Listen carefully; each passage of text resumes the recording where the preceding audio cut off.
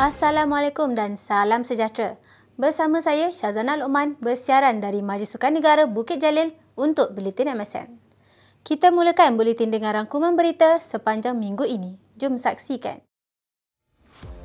Mesyuarat Lembaga Pengurusan Majlis Sukan Negara Penggal ke-23 kali ke-6 telah berlangsung pada 4 September bertempat di Kasar 1 Majlis Sukan Negara. Mesyuarat yang dipengerusikan Menteri Belia dan Sukan merangkap pengerusi Majlis Sukan Negara Yang Berhormat Hana Yeoh turut dihadiri 9 ahli bagi membuat keputusan berkaitan 6 kertas laporan dan maklum balas mesyuarat. Antaranya termasuklah kertas cadangan pengukuhan dan pengurusan program PARA, kertas makluman laporan postmortem prestasi kontingen Malaysia di Sukan SEA Cambodia 2023 serta makluman penyediaan atlet Ketemasa Sukan Asia dan Para Asia Hangzhou 2022. Timbalan Ketua Pengarah Pembangunan Sukan MSN Encik Arifin Muhammad Ghani telah mempengerusikan mesyuarat penyelarasan Pegawai Eksekutif Sukan PES Persatuan Sukan Kebangsaan bilangan 1 2023 pada 4 September di Hotel Tenera Bangi. Selama 19 orang PES daripada 19 Persatuan Sukan Kebangsaan telah menghadiri mesyuarat pada kali ini. Antara kandungan mesyuarat adalah untuk memaklumkan struktur baharu serta fungsi Majlis Sukan Negara dan penyelarasan maklumat geran bantuan kepada PES yang hadir. Proton telah mengadakan satu majlis penyerahan barangan kraf tangan sempena Sukan Asia Hangzhou 2022 bertempat di Pusat Kecemerlangan Proton, Subang Jaya pada 5 September. Majlis yang dihadiri oleh Menteri Belia dan Sukan Yang Berhormat Hana Yeoh ini diadakan untuk menyerahkan 6 jenis barangan kraf tangan dari 5 wilayah Malaysia sebagai tanda semangat setia kawan dan kesukanan kontingen Malaysia yang bakal berjuang di Sukan Asia Hangzhou 2022 sekaligus mempromosikan budaya Malaysia serta produk Proton. Barangan kraf tangan tersebut bakal diserah dan dipamerkan di Muzium Sukan Asia di Hangzhou sepanjang tamasya itu berlangsung nanti. Turut hadir ke majlis tersebut Ketua Pengarah Majlis Sukan Negara Datuk Ahmad Syafawi Ismail dan Ketua Kontingen Negara ke Sukan Asia 2022 Datuk Chong Kim Fat. Seiring teknologi semasa, penganjuran Litua di Langkawi 2023 tidak ketinggalan apabila perlumbaan berprestij Asia itu mengesahkan bakal menggunakan kamera badan yang diguna pakai komisa dan juga dipasang pada kenderaan petugas bermotosikal.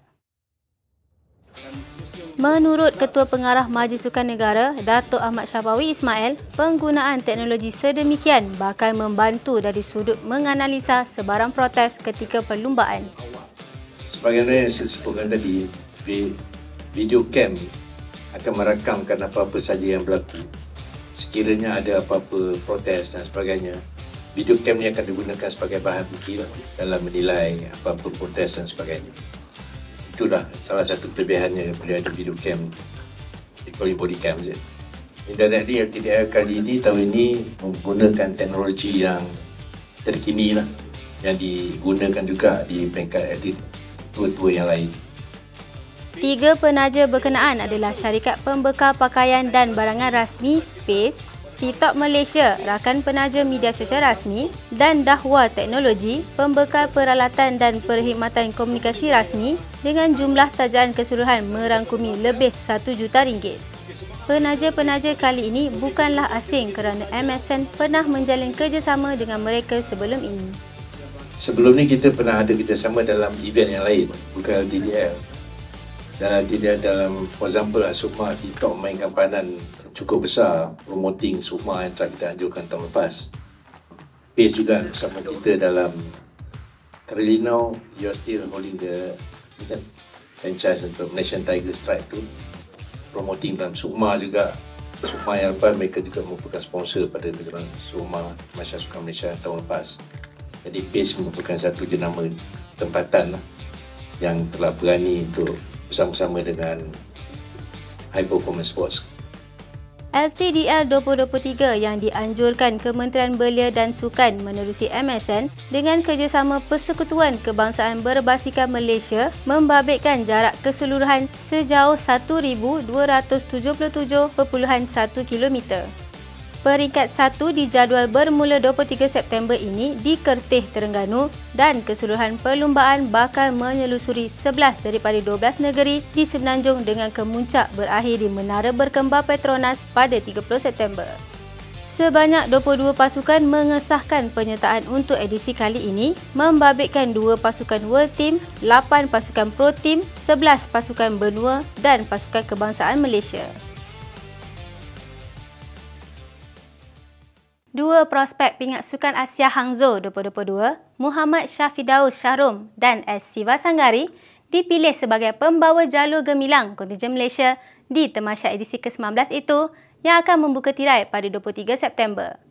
Ini kali pertama Syafidaus diberi penghormatan tersebut, manakala bagi Sivasanggari ini adalah kali kedua dipilih sebagai pembawa jalur gemilang. Syafidaus yang memenangi pingat perak Sukan Asia 2018 di Indonesia menjelaskan pemilihan itu dianggap satu penghormatan buat dirinya. Alhamdulillah, itulah bila dapat announce yang saya bawa bendera untuk kat Sukan Asia nanti, satu penghargaan lah untuk saya and satu motivasi lah untuk saya deliver something dekat Asian Games nanti insyaAllah. Ditanya sama ada pemilihan tersebut bakal memberi tekanan kepadanya, atlet kelahiran Muar Johor itu menjelaskan sekalipun tidak dipilih sebagai pembawa jalur gemilang, tekanan tetap ada. Tekanan tu still ada, even tak bawa bendera pun still ada tekanan tu. Cuma itulah macam mana kita overcome tekanan tu yang paling penting kan. Macam saya, itulah macam previous saya punya Temasya. Saya selalu, macam saya cakap, saya selalu nak enjoy saya punya race.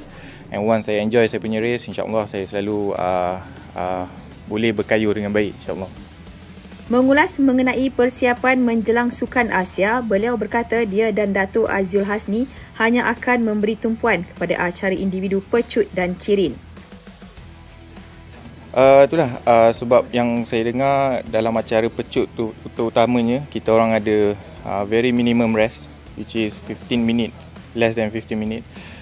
Itulah nasib baik yang John and the team buat pilihan untuk saya dan Datuk Azizul tak join dalam acara pecut bersukan. So kalau kita orang join juga dalam acara pecut bersukan, kita maybe kepenatan lah untuk race dalam acara sprint and carrying tu kan. Dalam pada itu, ini merupakan kali kedua Sivasanggari dipilih sebagai pembawa jalur gemilang selepas Sukan Commonwealth di Birmingham tahun lalu. Begitupun beliau ditimpa kemalangan sebelum Temasya membuka tirai Julai tahun lalu sekaligus menyaksikan tugasnya diambil alih rakan sepasukan Aifa Azman. Kontingen Malaysia yang diketuai Datuk Chong Kim Fat akan diwakili 289 atlet dan 145 pegawai dan bakal menyertai 22 daripada 40 jenis sukan yang dipertandingkan. Karnival Sukan Wanita Anjuran Bahagian Bakat dan Pembangunan Wanita bermula pada 4 hingga 6 September 2023 menutup tirai dengan majlis penutupan yang dihadiri lebih 800 jemputan di Pusat Pelajar Uniten.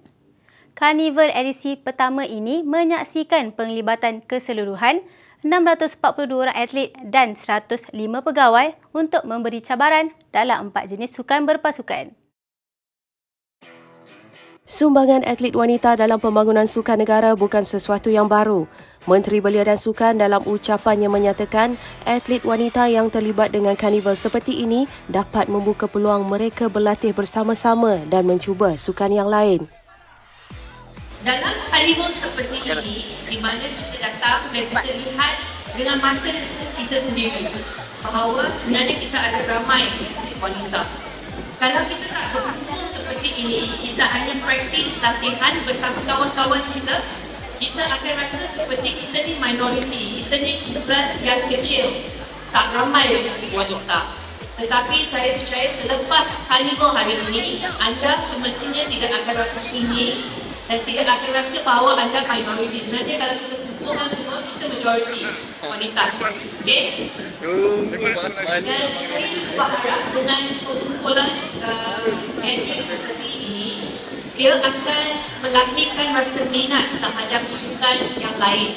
Mungkin anda merupakan pemain bola sepak, tetapi selepas ada kaliber seperti ini dan melihat pemain hoki ataupun pemain bola jaring, mungkin anda rasa kalau anda diberi peluang, mungkin anda juga boleh cemerlang dalam sukan tersebut. Dan saya berharap kita boleh bantu mereka transition untuk pelajari sukan-sukan yang baru, kerana kita tak tahu, mungkin dalam kalangan atlet-atlet ini ada yang akan cemerlang dalam sukan yang lain. Beliau yang berucap semasa majlis penutup dan penyampaian hadiah Karnival Sukan Wanita di Pusat Pelajar Uniten Bangi turut menyatakan atlet wanita mempunyai potensi tinggi untuk mendapatkan pingat emas pertama negara di Sukan Olimpik. Lagi satu mengenai projek berhubung. Apabila kita membuat kajian bagaimana untuk kita cari emas pertama buat Malaysia untuk Olimpik. Dan bila kita bandingkan negara-negara yang lain, selalunya dalam kajian research mereka akan kata shortcut untuk dapatkan pingat emas dalam Olimpik adalah untuk kita fokus wanita dalam sukan. Jadi saya percaya kalau bukan Paris, Los Angeles 2028, mungkin ada dari kalangan adik-adik di sini yang akan membantu Malaysia mendapatkan pingat emas yang pertama di Sukan Olimpik. Anda mesti percaya bahawa anda mampu melaksanakan tanggungjawab berat tersebut. Sementara itu, Ketua Pengarah Majlis Sukan Negara Datuk Ahmad Syapawi menjelaskan sejak memulakan program pembangunan sukan wanita pada 2019, keutamaan sememangnya diberikan kepada 4 sukan berpasukan rugby, hoki, bola sepak dan bola jaring, dan peringkat latihan adalah di pusat-pusat daerah dan negeri masing-masing. InsyaAllah kita sedang bincangkan untuk melihat potensi bagaimana kita boleh gabungkan, kerana untuk menggabungkan semua, kalau ini baru 4 sukan belum lagi kalau lebih banyak sukan lagi, kita memerlukan logistik yang lebih besar. Dia seolah-olah jadi macam sukma pula. Kita tak mahu dia jadi macam sukma. Dia kekal sebagai satu platform untuk mereka to meet up. Lepas dia berlatih bersama tu, dia akan meet up dengan rakan-rakan dia yang lain daripada negeri yang lain. Menurut beliau lagi, akan ada beberapa sukan yang bakal diketengahkan dalam karnival seperti ini dan tidak mustahil ia akan dijadikan acara tahunan. Karnival Sukan Wanita 2023 menutup tirai dengan menyaksikan pasukan Sabah dinobatkan sebagai juara untuk sukan rugby dengan mengenepikan pasukan Terengganu B di tempat kedua. Pasukan Pulau Pinang pula unggul menjuarai acara hoki padang dengan meletakkan pasukan Johor sebagai naib juara. Manakala negeri Selangor menempati ramalan apabila menunjukkan penguasaan dalam sukan bola jaring dan bola sepak apabila mereka merangkul gelaran juara untuk kedua-dua sukan tersebut. Laporan tadi mengakhiri buletin edisi kali ini. Sebelum berpisah, mari kita saksikan minggu ini dalam sejarah sukan negara. Sehingga kita berjumpa lagi di edisi akan datang.